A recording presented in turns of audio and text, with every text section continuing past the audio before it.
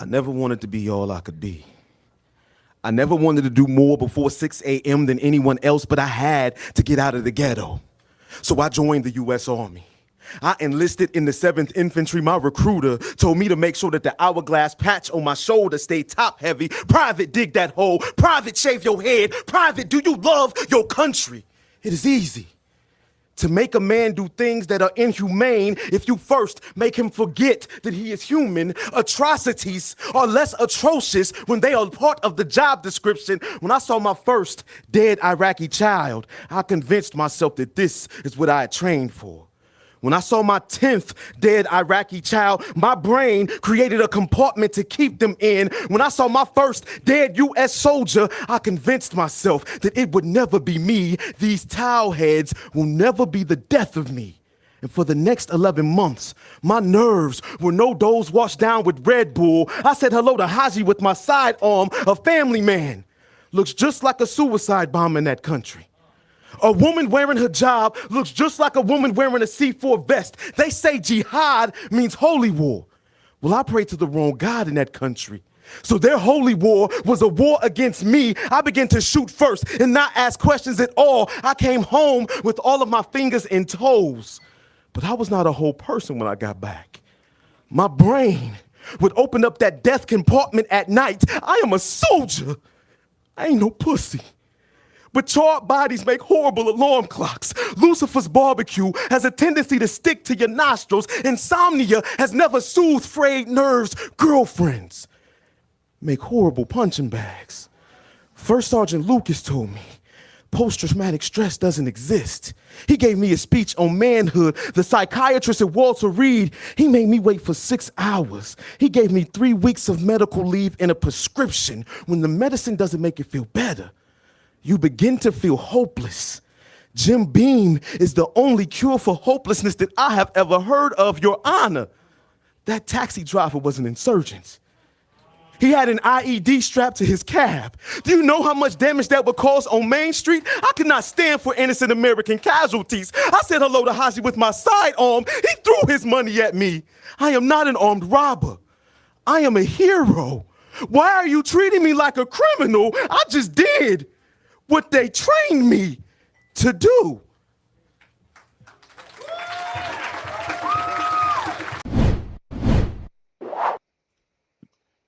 Welcome to Everything Is podcast. I am your host, Chidi 2K, or Chidi Bang, for you the government over here. And with my tag team partner, Chris, the Most High. What is Ghost? Guys, already packing up. Welcome to Everything Is, guys. Chris, how you doing? But they got you signed, sealed, delivered if they want you, brother. They don't need your full name, nigga. All the aliens in the world, they gonna stop their facial recognition, fingerprints. Nigga, they got us down pat, brother. Listen, man.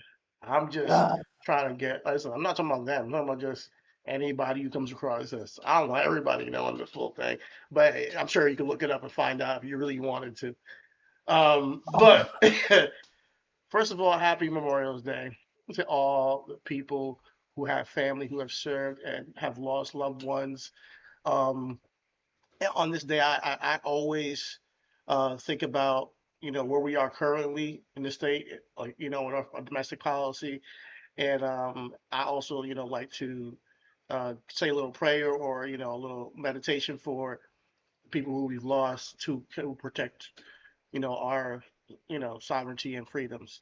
But I also think about people who have gone to war and came back but not survived, and that's why I started with those. They survived, but they haven't left. Essentially, that's why I started with that cold open, which is veterans. I know we have a veterans there as well, but I just think about it all. I think about all the people that are fighting for us and who have fought for us on a day like today. And people say today, go ahead. No, I'm sorry to cut you off, but I was gonna say that cold open was in a sense a memorial to that person. Yeah. Right. He is still in the physical. Yeah. But the innocence, the reality, right? Like it like that is no more. Like it's warped. And you have several people who when we say sorry for your loss, right? That person can still be here. You know what I mean? And as we remember those who used to be here with us, we also, take time out for that. And that's my first time. That's at 2013. It's 2026. Yeah, exactly. That's my first time seeing that poem by that particular person. So I want to actually, look up who that is and follow him and follow his journey and see what he up to. Because it's under JG, guilty as trained. So I'm not sure what the J and the G stand for, but I'm gonna go ahead and look that up for you once I get a chance. But no problem. We can do it. yeah, Yeah. but after the pod, but definitely, yeah, we're here to honor that, and I do want to give a little bit of update on where we are currently with our foreign policy, and what our country wants to do at this state. If you haven't been paying attention to the news, we are currently at war with Iran. Um, it is a war that people are saying is a war of choice because they weren't an imminent threat to the United States. However, it seems as if we have allied with Israel to fight them on behalf of Israel. It started with Palestine and Hamas, and now it's trickled into Iran because they say Iran is somehow tied to Palestine and their domestic and their terrorists. They're saying that they fund the terrorists. So, Isn't um, that like xenophobia a tad bit, a little bit? on whose part? On the Israelis or Uh, me? no, Israelis and us as United States, right? Because how did Iran get themselves prosecuted in what was going on between Israel and Palestine? So How or is that something you're going to explain no, in I mean, I don't have the information. I can get that for you, but I know generally it's that, hey, Hamas is funded by Iran too. Apparently, they're saying that they get, weapons and stuff like that. But as we know, Russia's also involved, but we're not attacking Russia. So there's a lot of stuff that goes on, and that we kind of pick and choose who we attack based on certain, reasons. I don't want to say and those reasons as if like I don't want to like say something that I don't know for sure, but there are some obviously political reasons why you attack Iran over attacking Russia or China, who might not, who might retaliate in a bit in a larger way. However, I want to give a quick update on what our government is trying to do and attempting to do to get our soldiers out of there as soon as possible. There has been a projected War Power Resolution Act that's been trying to get passed in Congress. Bipartisanship has been with some of the Republicans coming across the aisle to vote with the Democrats, but they delayed it. They delayed the entire vote because I think they knew they had the numbers to pass it. And if they passed it, it would set strict limitations on the president on how long he could be out there with our troops, and how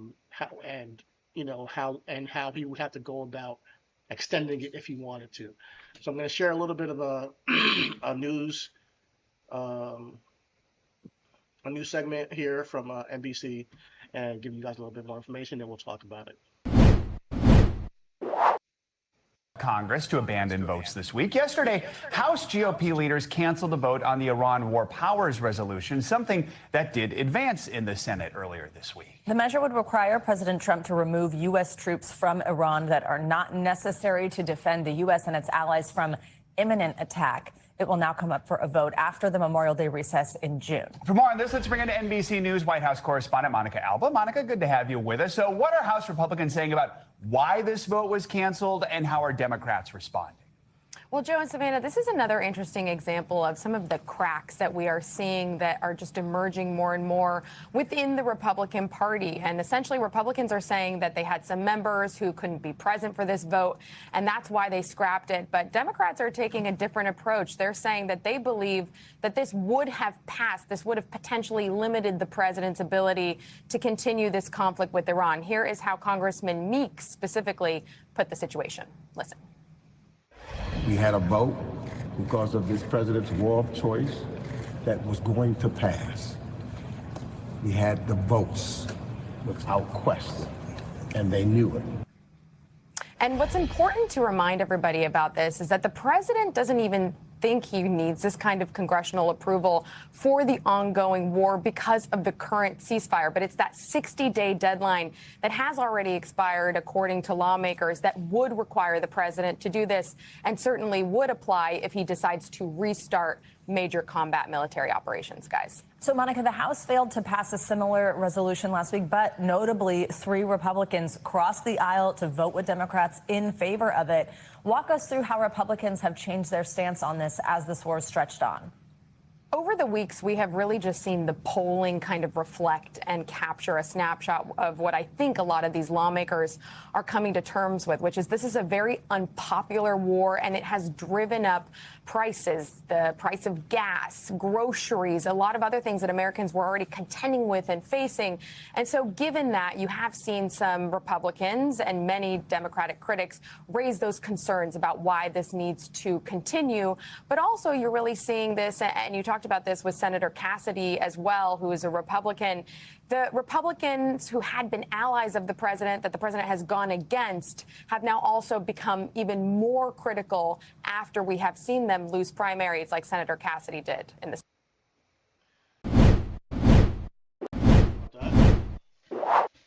So essentially, if you haven't noticed, this war in Iran was not approved by Congress.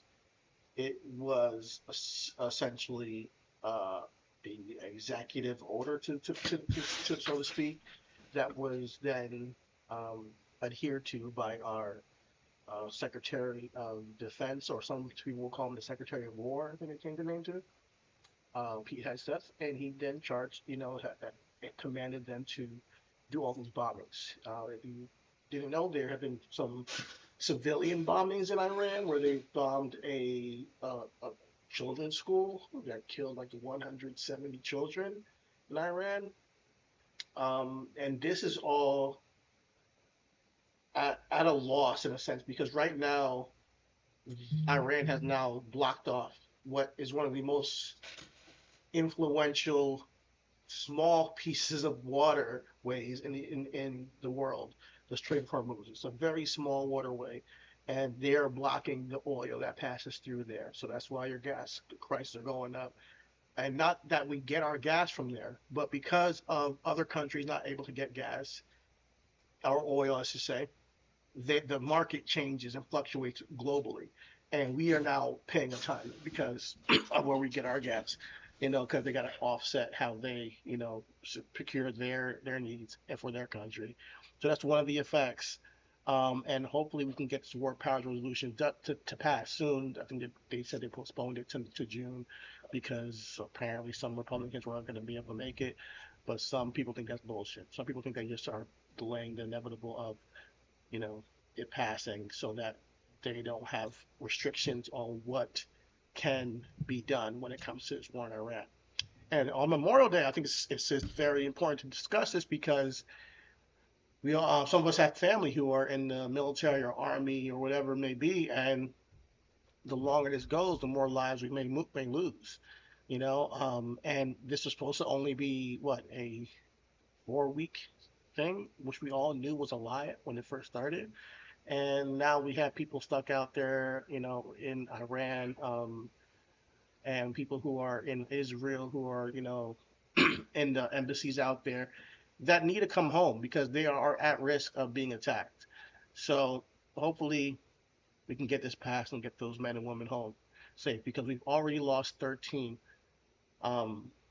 veterans. So sorry, 13 active members on duty out there in our military. So rest in peace to those 13 men and women, and prayers to you and your families. Yeah, I can get their names if you want.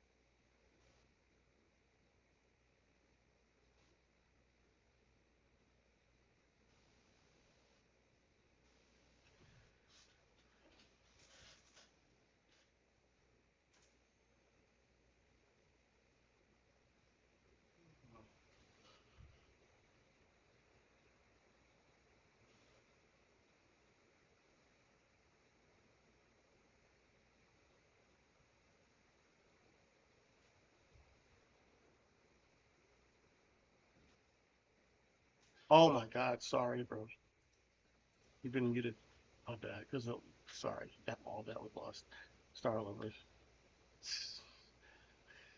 I'm sorry, bro. If I'm muted for the video, then it goes into the next team. I need to get be Yeah, more locked in on that. My bad.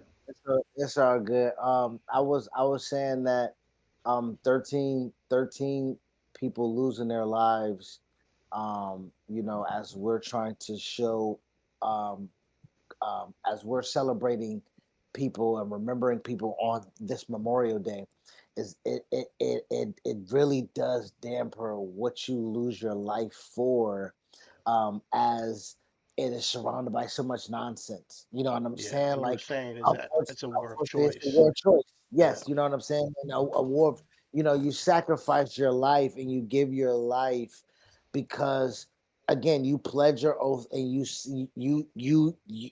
you volunteered to serve. Understood. But when you're told to go somewhere off the whim and the choice that does not benefit your country, I think that's very much, unfortunately, it's just flat out sad. I don't know if people can see the Semper Fidelis, in the background of my, uh, uh, me right here, and I just put the light there to show I served. I'm a United States veteran from the United States Marine Corps, and I will not sit here and pretend that I am as badass as my brothers and sisters who went in theater. I will not sit here and pretend that I know what it sounds like when rounds fire down range and your life is on the line. But I am going to tell you, I am the person that went to those funerals. I am the person who was on funeral detail. I'm the person that folded flags and gave to family members. I played taps. I let off the 21 gun salute. So I know. And when you are remembering someone's life and sacrifice based off of a choice that they made for themselves and the choice that they made for this country, it is commendable, it is respected, and it should be something that is celebrated. Unfortunately, as we're speaking as of something that is happening right now, this is not the war in Iraq. This is not the war in Afghanistan. And even though we can still put those people who were sacrificed their lives for the war for weapons of mass destruction, and the war in Afghanistan that happened, those were war of choice as well. there was there was legitimate ramifications that if you did not take care of Saddam Hussein, that dictator would wreak havoc on the United States because he had done it in '93, You know, right? Like this, he did it in '93, and so he it was was a regime. I'll say it was easier to sell that war. It was super easier, Yeah, super easier. you know, Yes, because both for wars me of and you choice, but watched that super documentary easy. you sent me about the veterans, who went and served, and how they felt coming back from that, because they felt they were lied to about that. The Afghanistan. 'Cause it was Saddam Hussein at first, but then it changed to Osama bin Laden, and then it was next. It was first Osama bin Laden, then it was and then they turned the focus to Saddam Hussein, right? Whilst Osama was on the loose, and it became the war on terror, which is not a terror is not an actual noun, it's an adjective, right? So there's no like definable thing to like grasp to say, oh, when we beat terror, we're done. But who's to say what is the determining factor of beating terror? You know what I mean? So when we say, even with this war in Iran, the way they're trying to sell this is, we don't want Iran to get a nuclear weapon. And I want people to ask yourselves this question: what would happen if Iran did get a nuclear weapon? Do you think they're just gonna fire that bitch off immediately? And I want you to ask yourself, why does America, and in particularly, why does Israel not want Iran to have a nuclear weapon? Because Pakistan's right over there, and they got a nuclear weapon. As a matter of fact, I want to make a list of all the countries. I'm going to let y'all know all the countries that have a nuclear weapon, um, so we can really dissect this war. Because if that's the main goal, let's logically think this through. Like, is that a imminent threat for the United States of America if Iran gets a nuclear weapon? Even though Israel already got one, even though North Korea already got one, even though Pakistan already got one. What is it really about? And We got a few. yeah, we got thousands, thousands of nukes. So if they were to fire something off on us, what are we gonna do? We're gonna fire that bitch back, probably a ton. So there's an incentive not to use nukes. That's why they're not used in these conflicts that we're seeing in Ukraine and Russia. They're not used because there is a ramification to that. It's almost like we understand the consequences of this weapon, and from Nagasaki and Hiroshima, that it's inhumane, and we should not. But the reason why I think that countries like Iran might want to, not that I'm in favor of Iran or wanted to get a nuke, or that you know I support their government at all. No, it's more of like thinking about this logically, in the sense of, like I always say, listen, if I got a gang and I'm on one side of my block and my hood, and you got a gang, but my gang got weapons. As a matter of fact, we got AK-47s. If y'all are walking around with just your your baseball bats and fists, who can bully who? And who can tell who what to do? And who can go into what territory and take what they want? You know? At least if I know you got your own weaponry, there's now a negotiation when we have a conflict. I can't just run up in you and dominate you. And I think this goes to speak of this unrest in the Middle East, is that there's been essentially a big bully, and that's Israel. And I feel like they kind of go unchecked to some degree, but as it relates to other countries in the Middle East, particularly ones that are nearby who don't have a nuclear weapon, that being Palestine, that being Iran. And I do think that causes a friction where what happened on October 7th, I think it 7, was, yeah, October 7th. was a chink in don't get me wrong, I'm not trying to minimize that at all. I want, thoughts and prayers and respect to all those lives lost. And I do not support Hamas in any form or fashion. But I think it was a chink in the armor to Israel, just like September 11th was a chink in the armor to America, where it's like, how dare you even think you can stand up to us in any which way? And that and thus we get to have a carte blanche of punishment on whoever and whom all you guys, whomever we want to, that we deem necessary for punishment. And I worry that that can be taken extremely too far if you don't specifically identify the adversaries, because then you can just kill kids willingly, you can rape, you can pillage, you can hurt, you can torture, and justify it because one, you're the big bully in town, and two, you don't want to show weakness because of what they did, and so that you want to make sure that nobody ever does that again. And that's what we did with Afghanistan after 9/11. That's what we did with Iraq. Destabilized them after and punished them, and took the oil. And I feel like this is kind of what's going on with the October 7th situation over there in Israel, in my opinion. Well, I mean, it's not. It won't be too far off for you to believe that. Realistically, especially when you see the happenings of you know of the aftermath. Realistically, you know what I'm saying.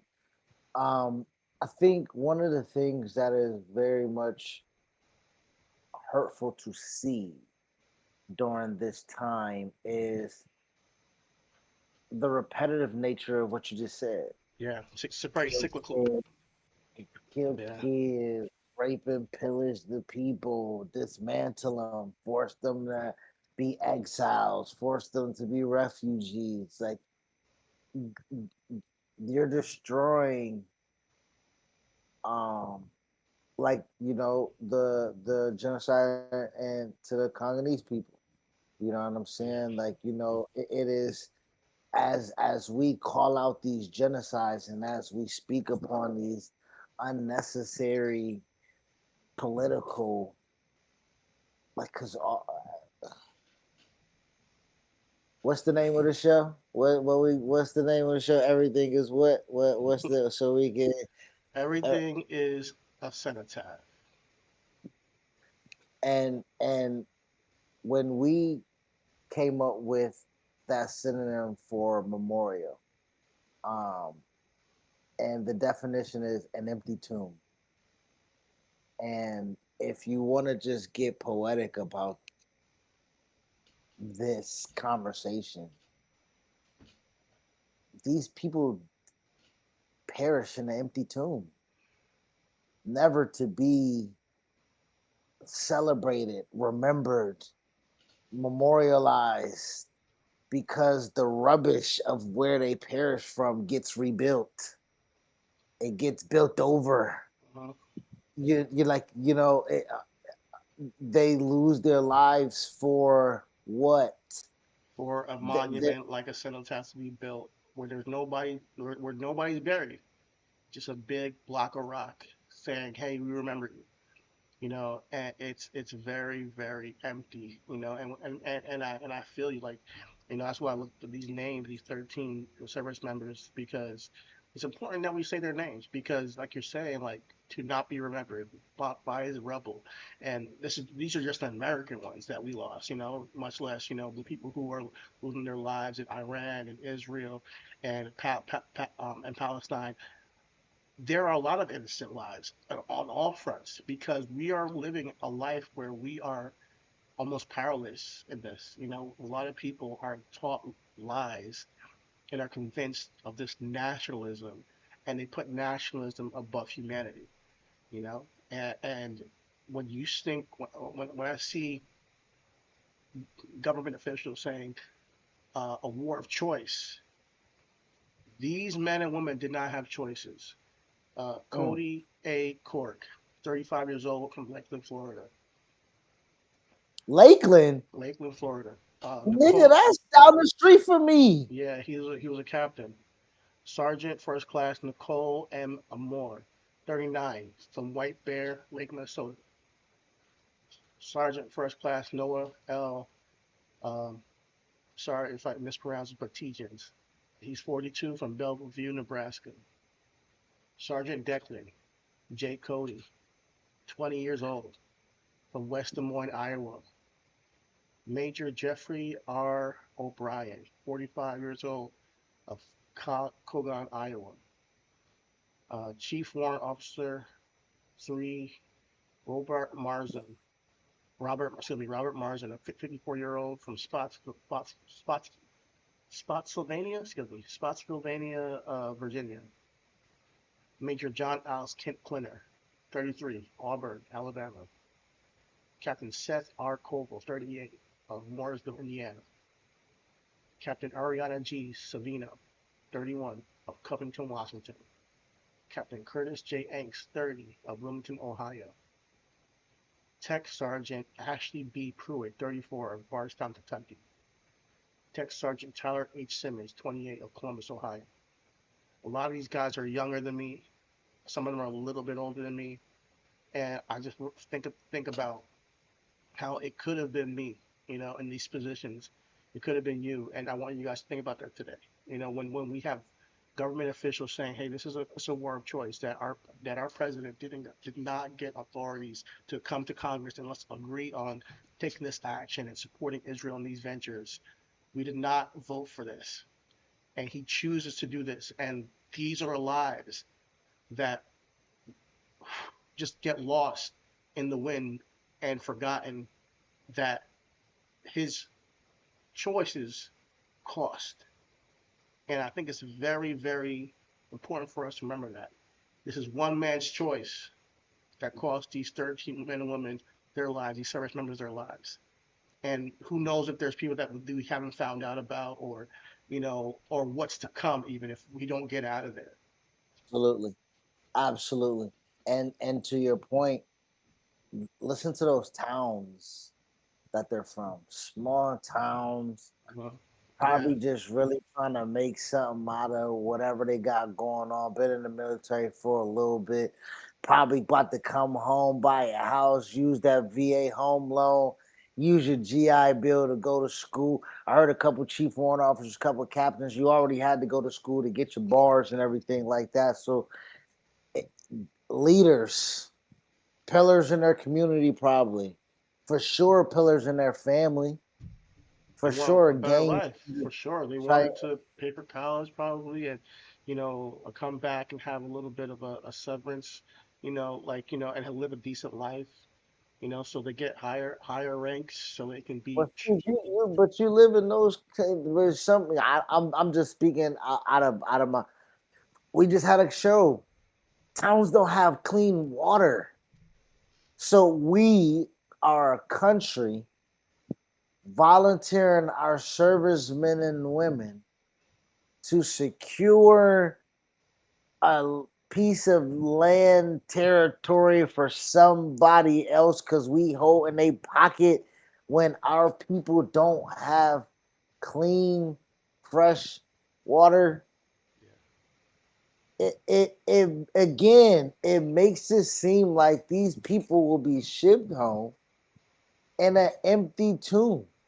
No, to an empty tomb. Nobody at this juncture has probably spoken their name, have talked about. We saw just on the news clip a flyby 13 people have passed, and we're on to our next hit or on Yeah, to the commercial break they're or just a on to the statistic. next segment. Come on, man. Come on.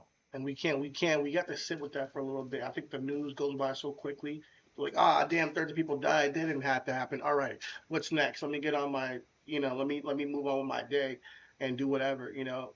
And sometimes you gotta sit with it and realize like what this experience called life is for you, and how much you press, you cherish your life, right? You cherish your kids' lives. You cherish your family, and realize somebody's experience just like yours has completely ended because of a powerful man's choice. You know, because of a couple of powerful men's choices. You added, yeah, we added, you know, Iran and what they've done, and we are the ones who pay the price. You know, the human beings who have uh, bravely chosen to, you know, fight for, you know, our country, and you know, for hopefully give up your life for a valuable cause. But what's looking like is like we're going to have to come to some kind of ceasefire with Iran. So it was like, you know, on second thought, let's just stop. It didn't work. Like, yeah, you did not take over Iran. It did not work, and we're gonna have just a ceasefire. So why do we lose these people? You know, and why do their families have to cry and mourn their deaths? Because you made a freaking mistake that you didn't need to make. And I think that certain people should be held accountable for that mistake, and it should be talked about and told. You know, because it's not okay. Um, as of right now, you know, Iran is currently in a state of a temporary ceasefire as peace talks continue. Right now, they're still talking about the ceasefire. It hasn't concluded, so it's still like right now they're having some blackouts and power shortages, so they're suffering too. People over there are suffering too. So they have incentive to end this, you know, to have a ceasefire. So hopefully within the coming weeks, our president figures something out and they come to an You agreement. think he gonna figure something out, or the people around him pulling the strings is gonna figure something out? Because we've been I talking don't have about much this faith in dude been him. in years. Yeah, I don't have much faith in him, but hopefully somebody. I know that the vice president is on it. I don't have much faith in that guy either, but we'll see. We'll see. You know, I know Pakistan is trying to broker between Iran, the United States, and Israel. But I don't want to see any more death. I really don't. And it seems like they are trying to do all this to like build like a Gulf resort in Palestine, and it's just a lot of insidious reasons that I'm hearing about why they're trying to force this war. They want to take over the land and turn it into like uh you know a, a tourist attraction and shit. Like it's the type of shit that sounds like you would read in a fucking dystopian book of politics. This is not, but it's happened in real life. So I don't want to speak any conspiracies, but this is what's going on, guys. I thought it was very apropos to spend today to give a little bit of an update and to have some respect for the members and that we lost, service members we lost. So hopefully this improves over time, and we'll see what happens going forward. We'll stay updated. Absolutely, absolutely, and of course we'll be updated uh, with our gas prices. Cause golly, boy, fuck, I know you where felt that. where where Drake at with the ceasefire for here? Cause you know you and 40 posted Instagram for a ceasefire, man. Let's see if we can get this shit started. Cause They're using you man, talking about Drake. Drake. They're using him to promote Ice, like legitimately. Like they put his album up, with the glove and everything on the Ice Twitter. So I'm not even sure if he's on the right side of this thing. He might want shit to continue, So for all I know, he didn't tell him to take it down. You know, I thought that was AI. I ain't gonna nah, hold they that was did. real. Yeah, it's real. They're posting his shit just like they posted Theo Von shit, and he's like, nah, nigga, I don't fuck with y'all. I'm gonna take my shit down. But we're still waiting on her to come out and say that. Hey, cuz.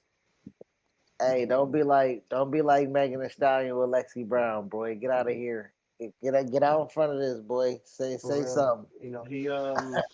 He's over there chilling with Morgan Wallen and shit. I really don't know. These guys are, super cool with the black culture and shit. And then they pop out one day and they're hella MAGA and you're like, oh shit. And shout out to Travis Kelsey and Caitlin Clark on that wave too. What y'all Mm-hmm. on, boy? Exactly. You know, yeah, we got our eyes on you. You know what's crazy? You know, we was always told to keep sports out of politics. As I as I mentioned Caitlin Clark with Morgan Waller, and I mentioned Travis Kelsey. And you know, they always gonna throw their little money behind where they donated. You know what I'm saying? Like, no, no, no, no. I big up this and I big up that. We got some full dead on proof of where one nigga at. Like, I know. we got we got some hard factual evidence of where one highly profiled uh uh National Football League quarterback. You know what's crazy? Because I remember when we had a highly profiled National Football League quarterback that was, trying to do something political and speak and Hmm. stuff like He that. got completely I mean, ostracized, right? He got blackballed, but didn't he? you know what the common denominator was? The president. Mm, The president was the common denominator in 2016. I believe that was the year Colin Kaepernick, right? 2016, right? Our 45th president was Donald J. Trump. And 2026, we got, not to mention, like, I'm not Dakota Rain Prescott. Boy, we've been on your ass, boy. I think all that shit that's been happening to you is for your dumb ass donating to Minnesota fucking police department when they put their foot on George Floyd. Like, are you fucking dumb? You that's broke your crazy. fucking ankle after that, you I idiot. forgot he You did got your that. ass beat in Green Bay for that. Got Oh thrashed, my you God. fucking dumbass. Jerry Jones took you through the ringer and made your ass dance for that money, fuck boy. You know what I'm saying? Uh, but Tell him how you really this feel. ain't the, this ain't the only NFC East quarterback that's on some whole shit. So Nigga. I am even more of a Jalen Hurts fan today than I was before. Boy, Stop I don't give a talking fuck shit about about Jalen Hurts. yeah. I don't give a fuck about AJ Brown or him taking play action from the single back. I don't give a fuck about none of that, nigga. Yeah, that nigga's acting dumb. Let me share my screen. My bad, brother. You waiting on me. I had to refine that shit. I had to take what I was watching down. You know what I'm saying? Twitter being little Wow. X and X, X, my guy. What it's your algorithm, bro. You see, I've been trying to help you with the algorithm. I'm trying to, really, you know, uh, This nigga fucked up my algorithm. I don't see no more big booty bitches on my timeline no more. now we gotta curate that All bitch, I, man. We got a pod to do, man. We can't have his ass just showing up on all the I see, screen. I see is white people doing white people shit, and I'm like, damn, what a titties. Look at this motherfucker, Oh man. man, look at all these white people. Hey, and we gotta talk about it, bro. They in your neck of the I woods. know. They were, Oh my yes, they was in god. Rockland. They was in Rockland Oh my County, my god. I nigga. could not believe this Yes, shit. they I was was in so Rockland embarrassed. County, I was cuz. so embarrassed Yo, for they my in for his my town, hometown, nigga. bro, son. I was shocked. Ah. You playing Hey, it? Ole Miss ain't never beating them allegations. Now I'm about to play it right now. Here we go. What's up, what's up, what's up? Yeah. Big Blue Nation, it's a pleasure to be here. I gotta start this off with a Go Big Blue. I'd love it if y'all would follow with me. Go Big Blue! Go Big Blue! Go Big Blue! Go Big Blue! What an honor, what a privilege it is to be here. And without further ado, I'm grateful, I'm honored, I'm pleasured to introduce the 45th and 47th President of the He United wasn't really States of sure about America, that. President Donald J. Trump. He wasn't really too sure. Hey kids, one, stay in school. Two, slide, motherfucker. Slide. You heard that nigga say 40. That's too many blue tent visits, motherfucker. Man, that was Jackson Dart, quarterback for. I guess he's the starting quarterback of the New York Giants. Um, Absolutely, star franchise yeah, quarterback. franchise. Franchise. Yeah, I we don't can know we if can he's for sure franchised call him yet. franchise. I don't know if he's franchised yet. We'll see how he does this year. But I will say he's the starting quarterback, and he was in my neck of the woods at Rockland Community College for a Trump rally. Because he's trying. Rockland Community College, boy. Damn, that's someplace Charlie Kirk would be at. Oh my lord. Um, Yeah, man, I'm not too proud of my town, bro. But I am a little bit because there was a protest there too. But yeah, he came Oh, it out to was. he came out to support the representative Mike Lawler, who's all over our news, who we know is a douchebag, who's looking Trump's asshole for the past 3 years that we've been seeing him. So they're really concerned about the midterms. So it's very vital that they use celebrities, athletes to show that, hey man, it's like almost like when you see a girl at the club, right, and you have girls with you, it's more easy to pull her. You know, people are more, they're more willing to accept you when people co-sign you. You know, that's how they use celebrities and athletes. So I do think that people, first of all, be aware of this. Don't fall for the bullshit of like, oh, well, Jackson Dart supports him. Maybe he's not so bad. Listen, let me tell you something. We're, like I said last week, we're at a space where our president and the people who rock with him are so devoted to him that they're willing to make up their own reality on what's actually happening in this country. They will lie to themselves to make it look like this gas prices are not going up, that inflation is not out of hand, that their lives are getting better because they support him. It's almost as if we're in the reality of the boys and he's Homelander and he has this cult, a cult of, where no matter what he does, he's right, right?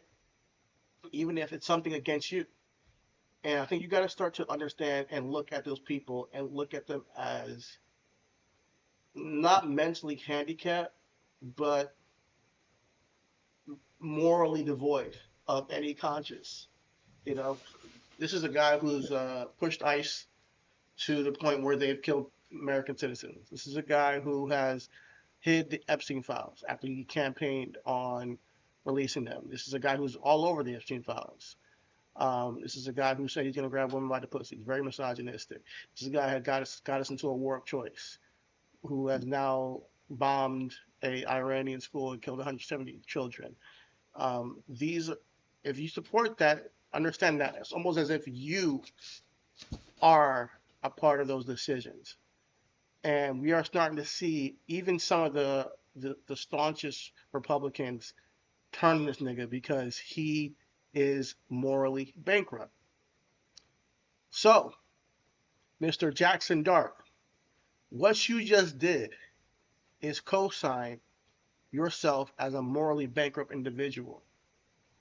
And I wish nothing, no good things for you, and in this world of sports. Not talking about real life, but in sports. Like, I hope you're off the team in like a year because I don't want anybody who's that stupid to come up here and speak and introduce this president at this time to have any success.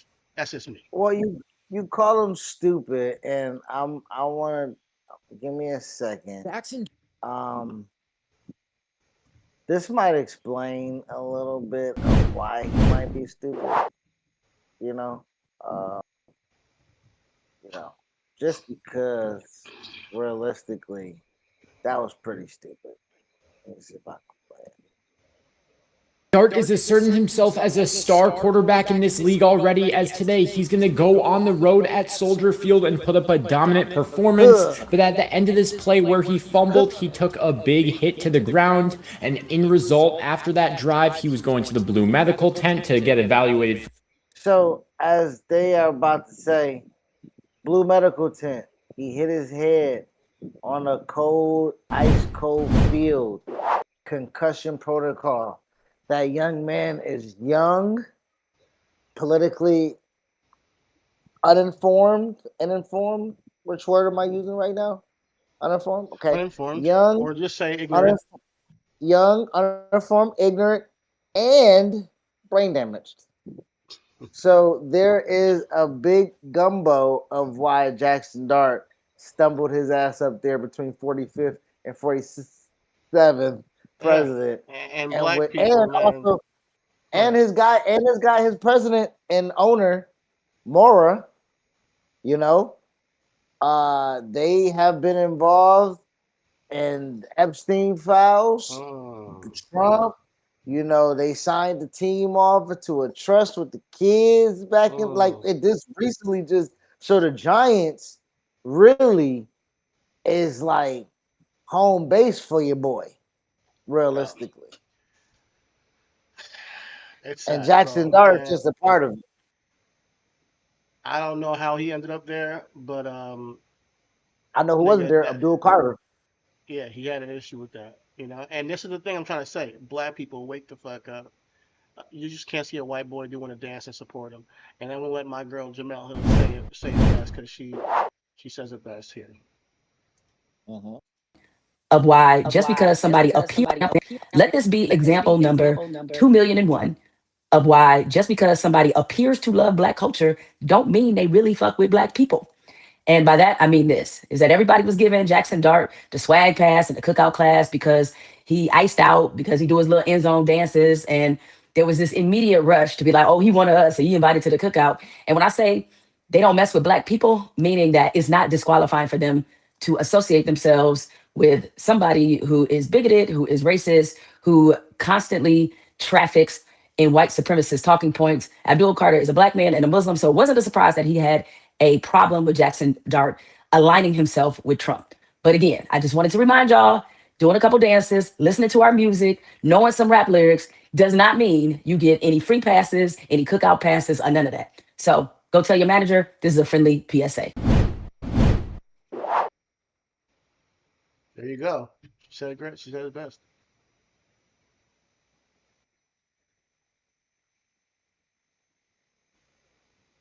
Yeah.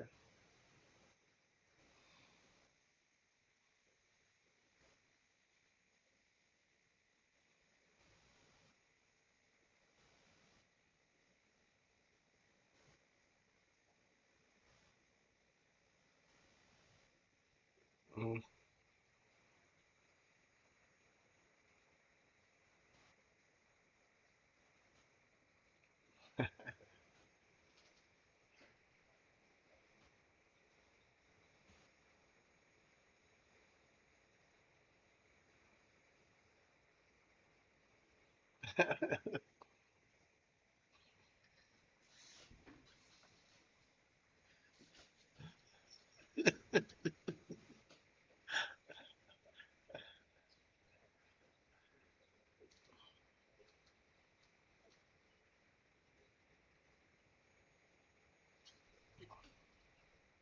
Realistically, what I'm saying is that, but I've literally been here through the ground up of the construction of this neighborhood.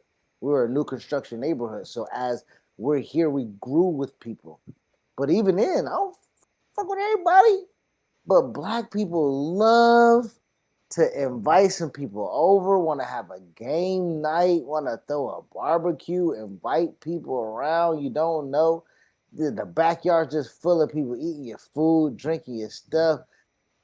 You don't know niggas' names, kids playing with your kids, taking monster trucks home. Stop it. Stop it. You know what? I feel like a lot of people, and it happens a lot in the comedy space. Like, oh, everybody's so sensitive now. You can't make a joke. And it's not that people can't take a joke. It's that right now we don't know who's really against our existence. And Yeah. you can't joke about that.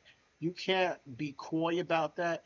You can't just, completely ignore these MAGA coded people or people who flat out join Donald Trump on a rally like Jackson Trump. You can't just ignore that because the administration is actively going against black people's rights. And And not you know just what's black people, it's Latinos, it's trans people. So when you say, "Oh, I can't make a Latino joke or a trans joke," it's because this administration is against their existence altogether. And I think you that know people don't what's register that because, yeah, maybe we could take a joke if we didn't think that it was serious. If we didn't think that you believe these things that you're joking about, or that or you believe that if you sit next to Yeah, I Trump. guess. What do you expect black people to do? Like, if you stand Well, next to this guy, what do you expect? I Just throw it under the rug? Like, I think that's why so much was talked about voting in fear, right? I think that's when we've had this conversation so much before, but as we are seeing the ramifications of what this is, fear-based voting is not the best when it's wrapped in ignorance. I have neighbors with gabagool tattooed on their ankle. I don't know what he thinks about me. Realistic. I don't know what he grew up thinking about. Maybe his life changed, but I don't know what his core existence of what his core memories of when he was in middle school or high school or yeah, whatever he was taught. I don't know what that is. You know what I'm saying? I don't know even with my, Caribbean people. You know what I'm saying? Like me and Ivana talk all the time about how she talk about Black American culture. I'm like, my nigga, on me, go back to the country. Go back because you can't diminish what we go through. You can't diminish as an American black man my fear base. And she's like, well, my dad is black, or my dad is Guyanese, my brother is black, my brother's Jamaican and Guyanese. And I'm like, I understand that. But there is a real deal difference of the American bloodshed and American yeah, trauma that is generational, generationally absolutely. And passed down. I try to get people to realize that. Don't get me wrong, like being black in America, regardless of who you are, you're gonna go through some bullshit. But there is a even a privilege of being a black immigrant or second generation like myself, my parents, of being a descendant of black immigrants because we are taught differently for real, like but being taught from the generation of a generation who went through civil rights and slavery, there's a different relationship to this country completely that is inherently in your bones of distrusting, and because you shouldn't. Let's be real. Let's That's you why know. niggas don't. That's why white people don't get invited to my barbecue. Cause like you got to be married to my brother.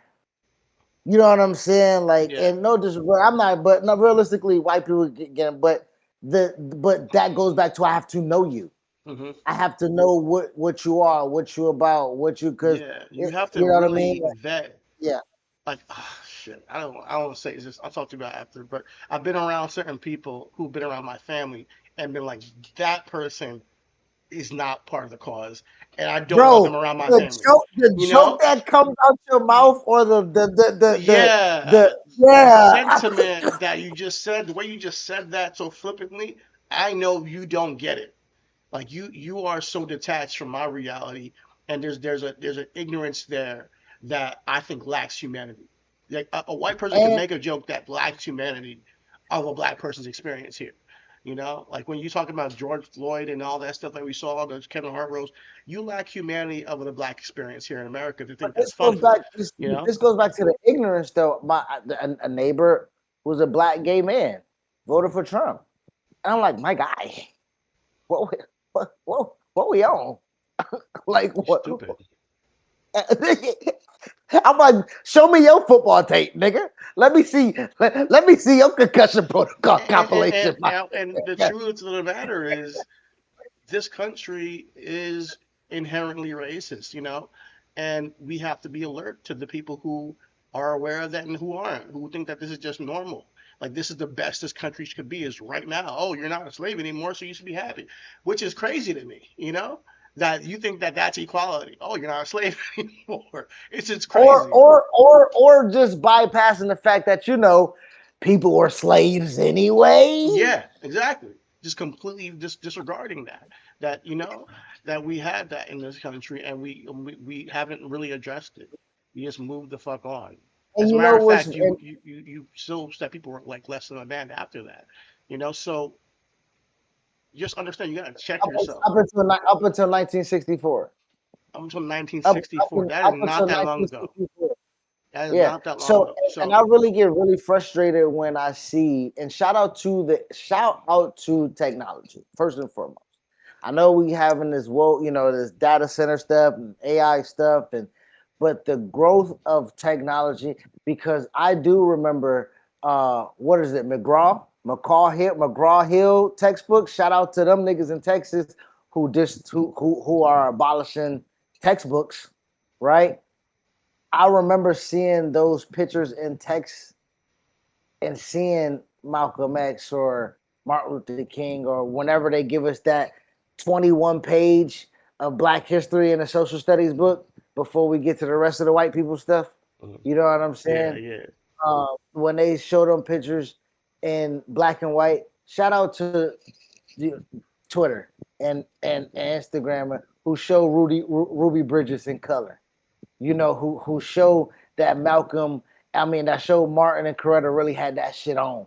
You know what I'm saying? Like they was in You some can always vibrant get greens black and people with some yellows, my nigga. fashion. Oh, You can yes. always get black people with fashion. Yeah, yeah. No, but they So did their and I'm thing, and, you I, and know. I'm and I'm saying that because that we look at black and white pictures and be like, oh, film photography.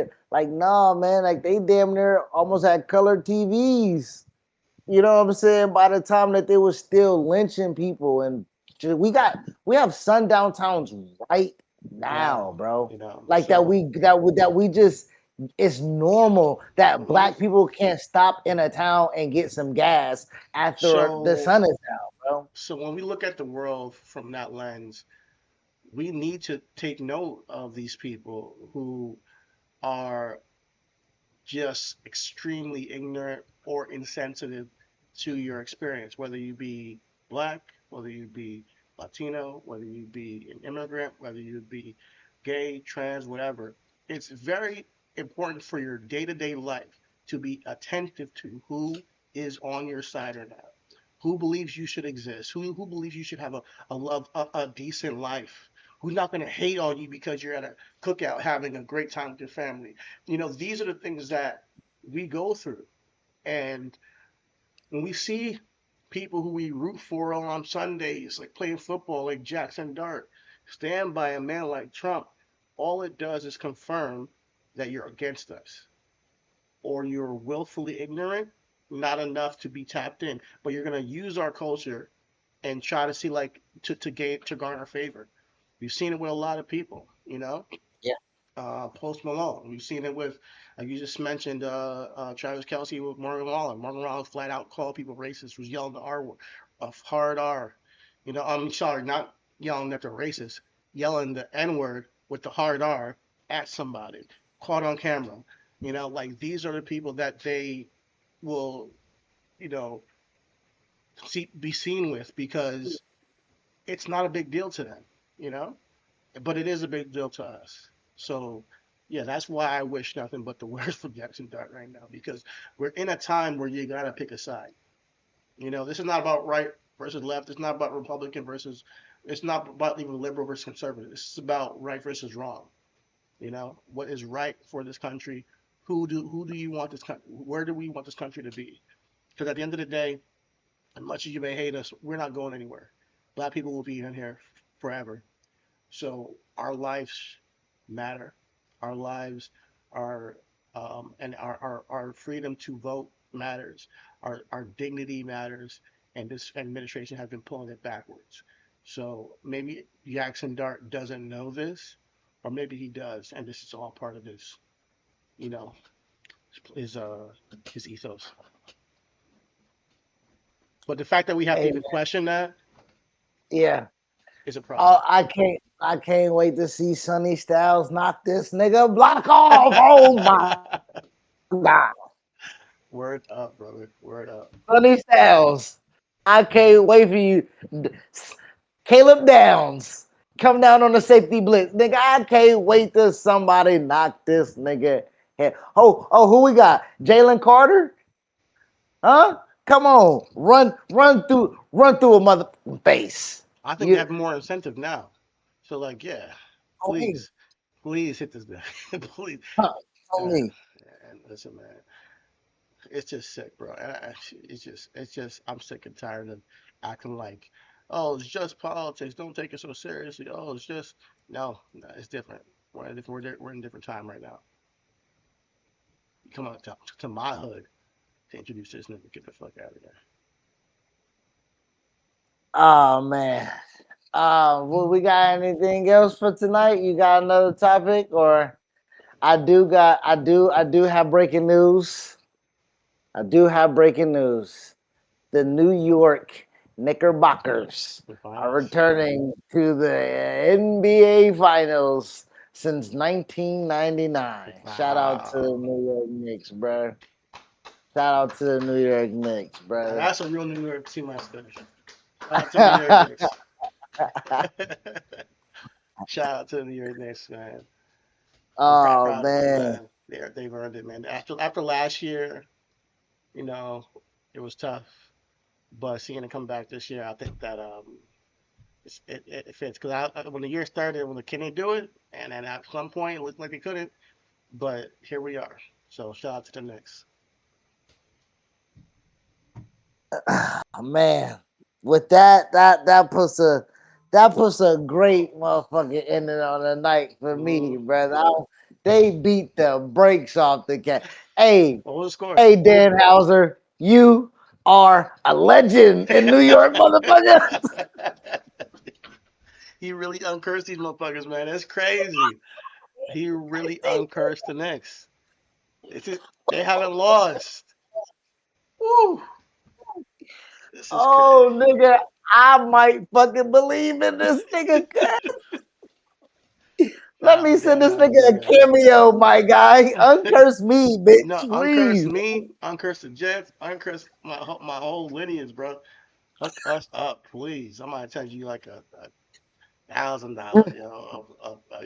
of human monies. But yeah, man, that's all we have for y'all today. So as always, keep love first. Everything is everything, and we'll be back with y'all tomorrow. I am your host, Chitty Bang. As my tag partner, Chris the Most High, and happy Memorial Day. And may those we lost, keep them in your hearts and spirit, and send a prayer out for them and their families. See y'all tomorrow. Absolutely. Peace. Absolutely. God bless. Peace.